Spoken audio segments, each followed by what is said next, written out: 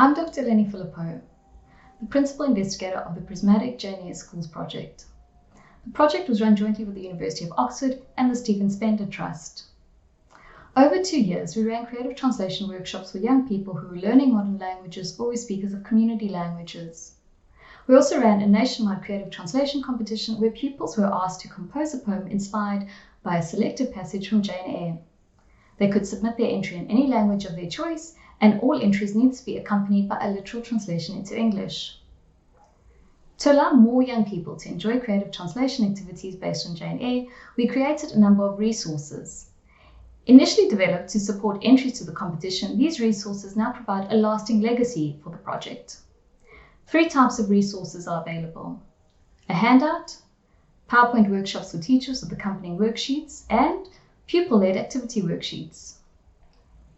You don't need to have read Jane Eyre to use these resources. You just need to be interested in creative translation.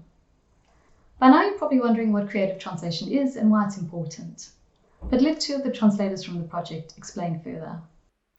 My name is Jessica Rainey and I'm a translator from French and Spanish and a judge and workshop facilitator for the Prismatic Jane Eyre Schools project. I specialise in creative translation, so to me it's an opportunity to play around with words on a daily basis, to find imaginative or unexpected solutions to translation challenges. To me, it's a crossover between a traditional view of translation as transferring a text from one language to another, and creative writing, where you have the freedom to follow your instincts about what sounds good and natural and engaging for the reader. And this might include quite radical changes, such as changing the location of a story or using a dialect or slang.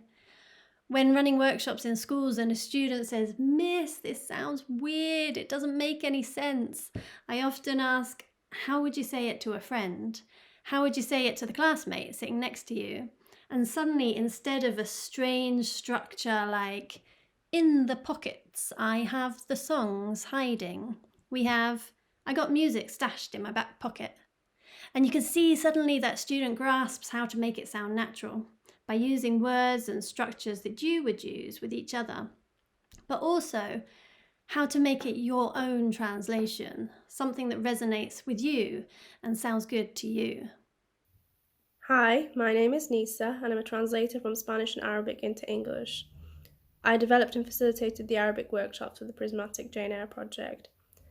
For me, creative translation is fun. I love reading and I love languages, and creative translation brings the 2 of these together for me. I get to read really interesting texts and translate them. It's a win-win for me. I would say that all translation is creative, but there's a difference between translating a dishwasher manual and, I don't know, a short story about a blue horse that flies to the moon. Some people will prefer the dishwasher manual, but they will be in the minority, I'm sure. I feel that creative translation is especially important for young people because it allows you to metaphorically let your hair down and not worry about how to do something, and just experiment, play with language in a way that's not always possible when you have to factor in exams and deadlines. And also, you get to read really interesting texts that you might not get to, and these may inspire you on all sorts of different levels.